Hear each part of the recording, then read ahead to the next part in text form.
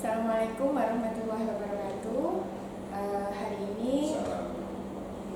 Hari ini saya Dinda Jayanti, CGP Angkatan 5 dari Kabupaten Jombang akan melaksanakan tugas demonstrasi konseptual modul 3.1 praktik pengambilan keputusan, dan hari ini saya akan mewawancarai Kepala Sekolah SMK Negeri Kabu, yaitu Bapak Muhammad Yasin LTD. Assalamualaikum Bapak. Waalaikumsalam warahmatullahi wabarakatuh. Ya, Dinda, apa kabar? Mohon waktunya Bapak Nge. Ya. Hari ini mohon izin saya mewawancarai Bapak dalam rangka pemenuhan tugas modul 3.1 demonstrasi konseptual, yaitu wawancara dengan pimpinan atau kepala sekolah terkait praktik pengambilan keputusan. Ya. Langsung saja nih Bapak. Ya. Yang pertama, selama ini bagaimana Bapak dapat mengidentifikasi kasus-kasus yang merupakan dilema etika atau rujukan moral? Ini ya, jadi SMK Kabu ini sebuah sekolah yang cukup besar dengan 71 tenaga guru dan tenaga pendidikan serta 783 siswa. Setiap hari berkegiatan mulai pagi hingga sore, mulai pukul 7 hingga pukul 3 sore. Dan ini berinteraksi, ada interaksi guru dan siswa, interaksi guru dan guru, interaksi siswa dan siswa, dan sebagainya. Itu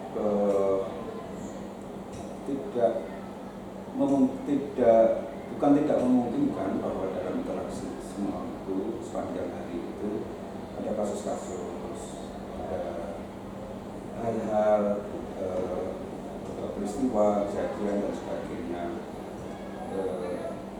Kadang-kadang ada satu kasus ya yang membuat kita itu menjadi dilema, menjadi sulit untuk menentukan ada hal baik versus baik, benar versus benar, seperti itu.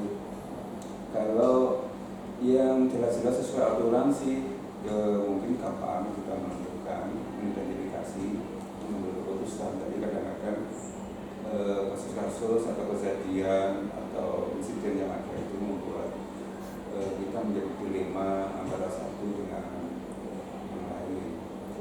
Contoh, ada seorang siswa yang berprestasi dan dia harus mengikuti PKR dan dicarikan tempat yang representatif tapi jauh, sehingga harus kos dan sebagainya. Orang tua di sisi yang lain dia prestasi dan baik, layak untuk melaksanakan PKR di tempat yang representatif, di yang munafik katakanlah, tapi orang tua tidak mendukung. Nah, ini kadang-kadang kita mati dilema. Ada siswa dalam kenaikan kelas, ada siswa yang secara kriteria bisa jadi tidak naik kelas, bisa diputuskan tidak naik kelas. Tapi kalau seandainya tidak diputuskan tidak naik kelas, ini ke faktor masalah-masalah yang dia membuat siswa itu tidak naik kelas itu kadang-kadang bukan disebabkan oleh dia, tapi disebabkan oleh suatu kondisi, oleh keadaan. Nah, sehingga kalau diputuskan tidak naik, anak ini bisa bertambah tidak baik atau tidak mungkin putus sekolah dan sebagainya. Inilah kadang-kadang sebagai kepala sekolah itu menghadapi dilema, harus memutuskan sesuatu yang bijak, yang bagaimana menjadi lebih baik. Disinilah kepala sekolah itu akan menghadapi dilema, termasuk juga guru bisa siswa bisa juga berada beberapa kasus kita menghadapi satu kondisi di mana kita sulit mengambil sebuah keputusan dalam tadi Bapak sudah mencontohkan contoh kasus dilema etika terkait siswa berprestasi yang akan PKL di tempat perusahaan yang bonafit nih Pak, tapi orang tua tidak mendukung. Kemudian ada kasus lain terkait siswa kriteria kenaikan kelas dinyatakan tidak naik berdasarkan kriteria, namun jika tidak naik mungkin akan terjadi sesuatu yang lebih buruk kepada siswa tersebut. Nah, selanjutnya Bapak, selama ini bagaimana Bapak menjalankan pengambilan keputusan di sekolah ini, terutama untuk kasus-kasus di mana keduanya itu memiliki nilai-nilai kebaikan atau kebajikan dan sama-sama benar.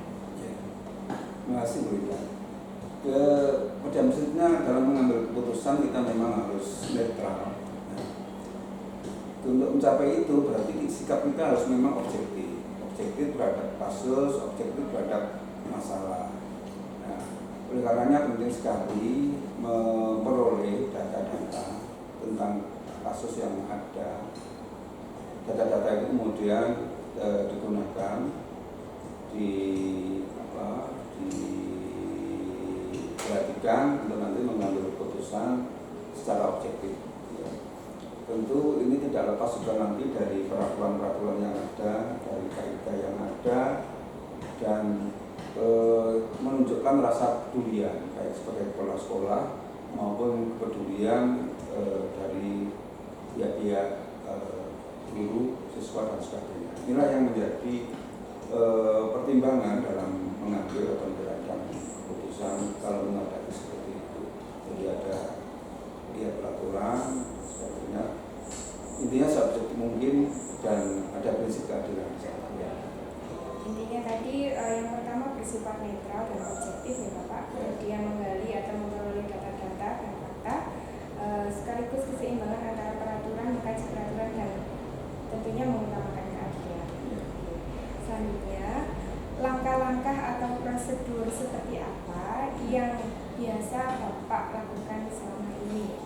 Jadi yang saya ungkapkan tadi, yang pertama menggali fakta, menggali data, memperoleh data sebanyak mungkin. Dari data-data itu bisa diangkat untuk dimusyawarahkan, saya urusan yang lain, yang pemangkuan kepentingan. Dari musyawarah itu yang dengan data-data, pertimbangan dan sebagainya untuk baru kita mengambil keputusan. Jadi setelah menggali fakta, kemudian ada musyawarah nih Pak? Iya, dengan musyawarah. Selanjutnya, hal-hal apa saja yang selama ini Bapak anggap efektif dalam pengambilan keputusan terkait kasus dilema etika? Yang efektif? Iya.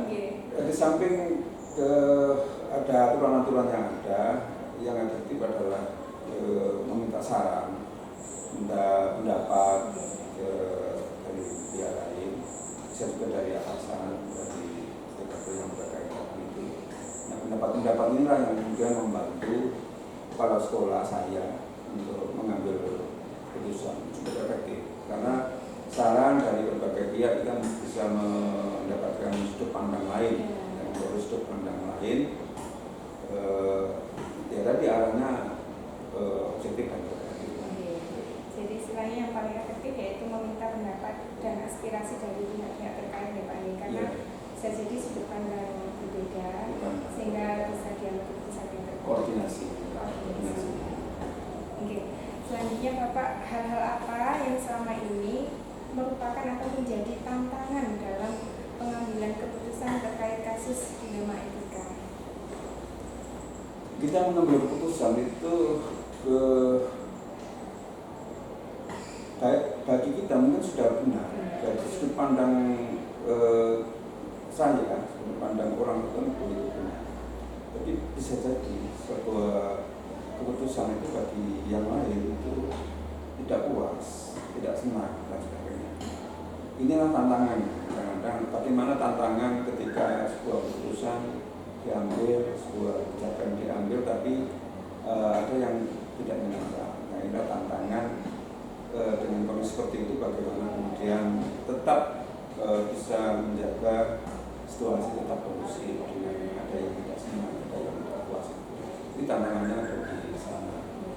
Intinya setiap keputusan itu pasti ada pihak-pihak yang merasa tidak puas ya Pak atau tidak sepemahaman dengan kebijakan atau keputusan yang diambil. Nah, tantangannya bagaimana menjaga kondisi agar tetap kondusif dan harmonis. Tantangan lain adalah bahwa kasus-kasus itu hal baru itu bermunculan yang kadang-kadang di luar apa yang kita prediksi. Kadang-kadang muncul hal yang kekinian menjadi kasus. Itu tantangan juga. Kadang-kadang kita tidak punya referensi, tidak punya referensi pedoman untuk mengambil keputusan. Nah, itu juga tantangan.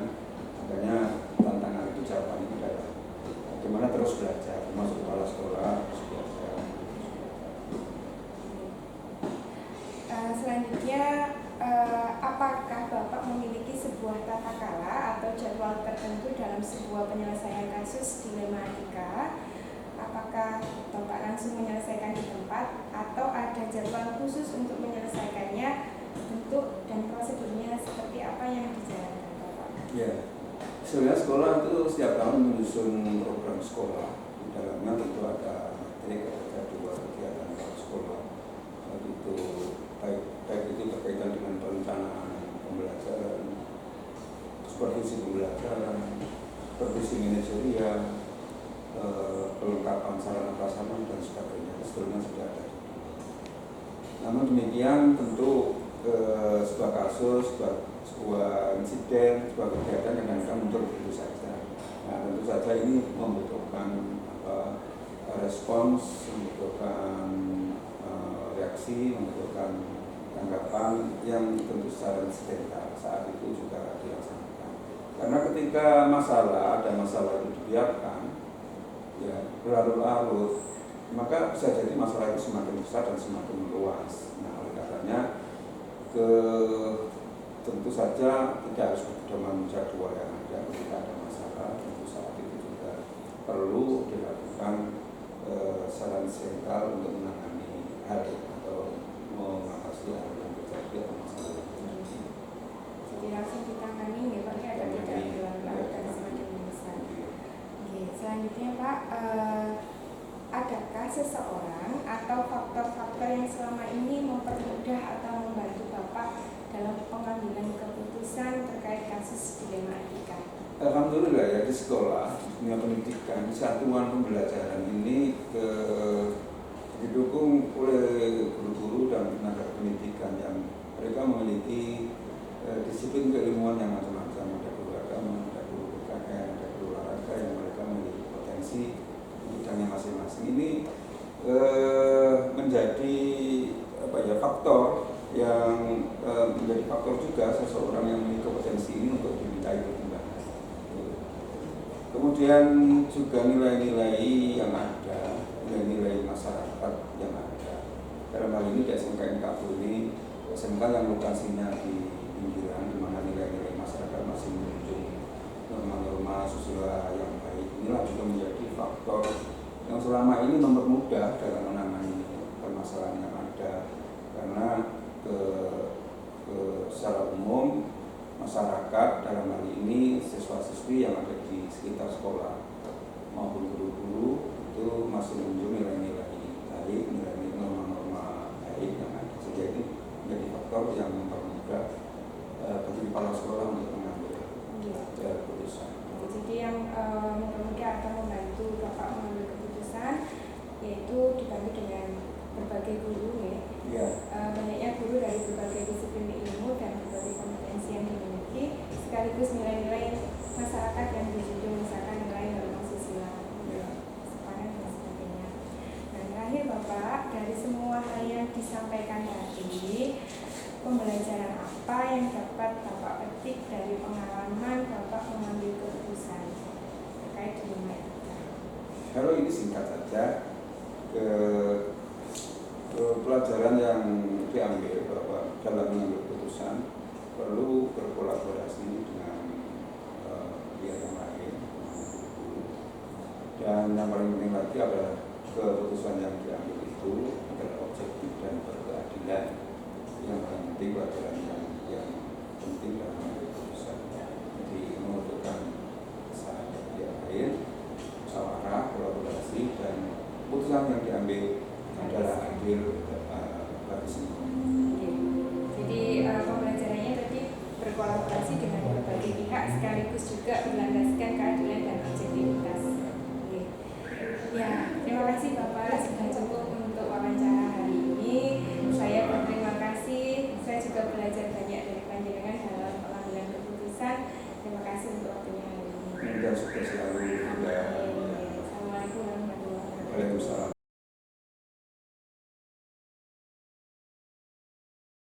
Ibu atas waktu yang diberikan. Semoga hari ini Ibu sehat ya. Amin. Ini saya ada tugas Bu terkait modul 3.1 pengambilan keputusan. Jadi saya mewawancarai dua kepala sekolah dan salah satunya adalah Ibu. Ya, terima kasih. Terkait pengambilan keputusan.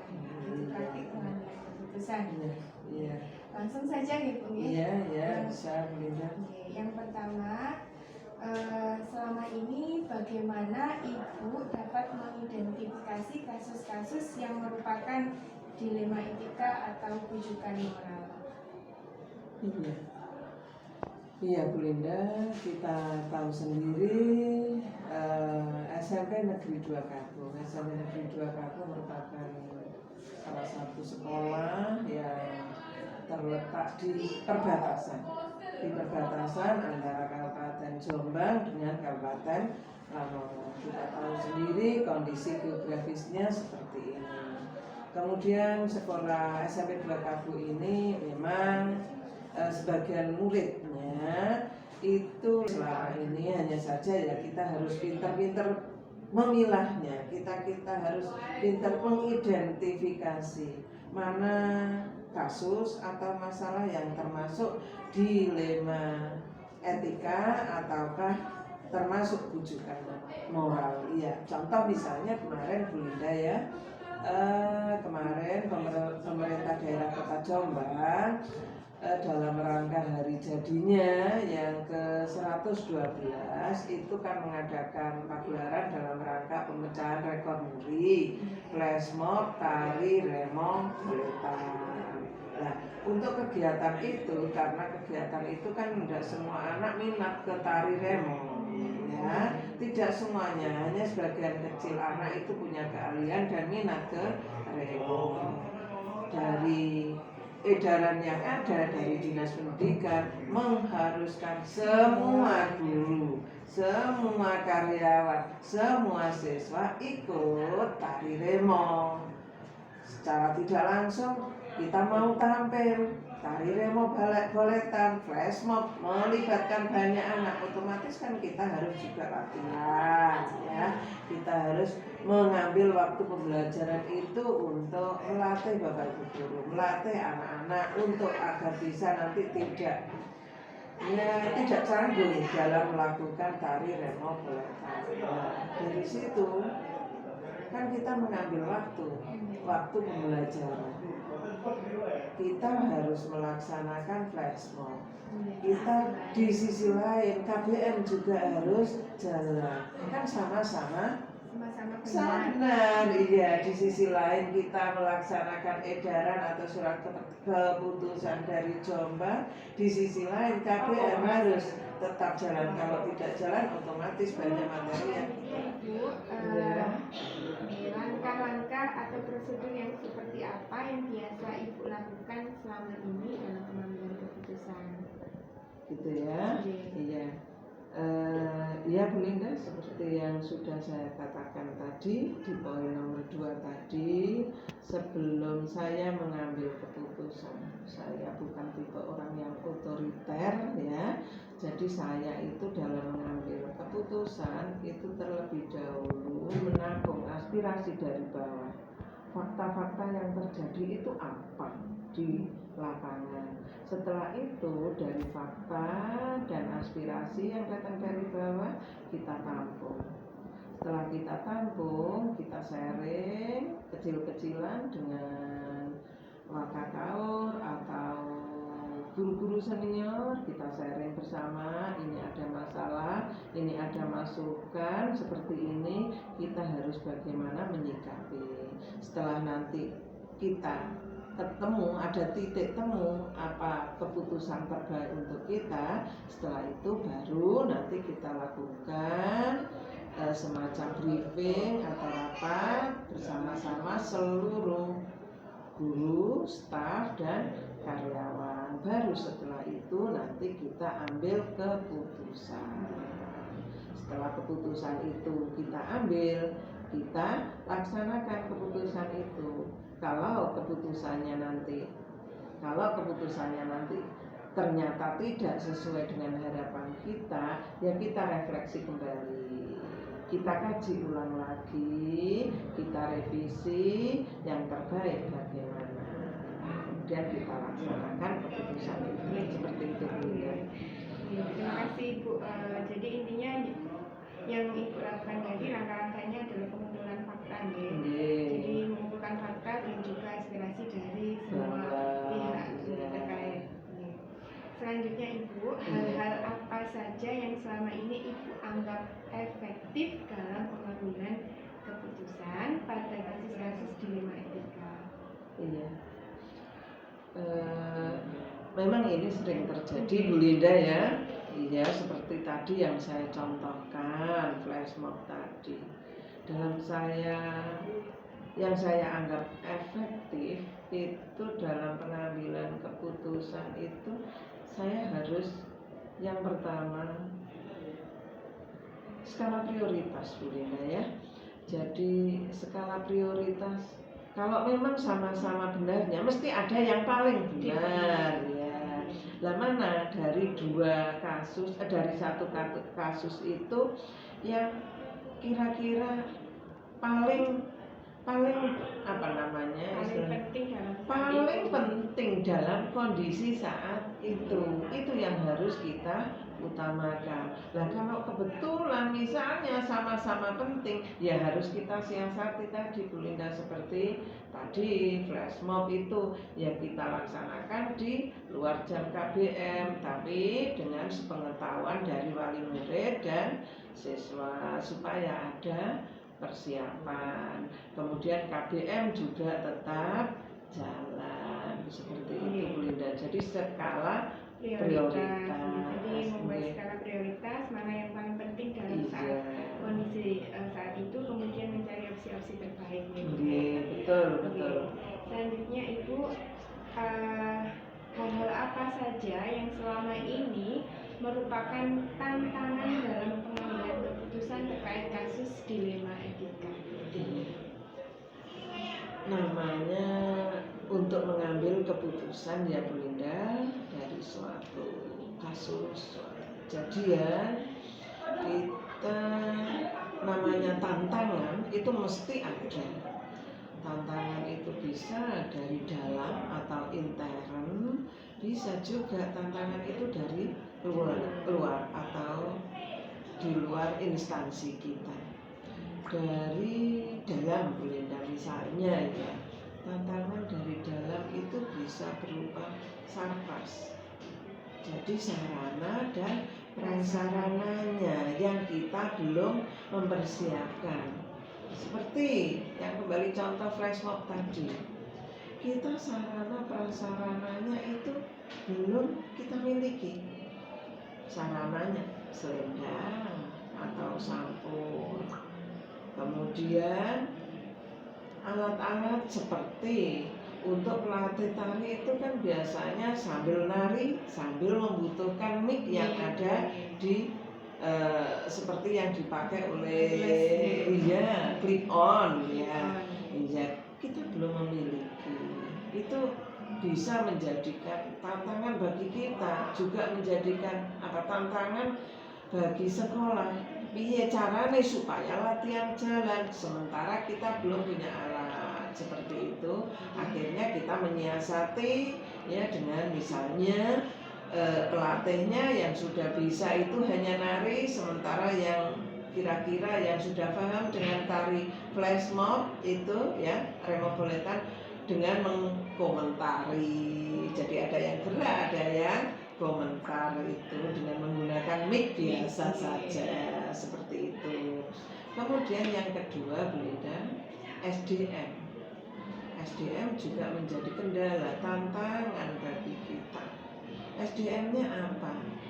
SDM-nya misalnya kita hanya punya satu guru atau pembimbing seni yang kebetulan pembimbing seni kita itu bukan tari, bukan seni tari, sehingga itu juga merupakan kendala. Sehingga untuk guru yang jurusannya seni tapi bukan seni tari, kita perlu ikutkan dulu di workshop atau apa. Nah itu juga memakan waktu.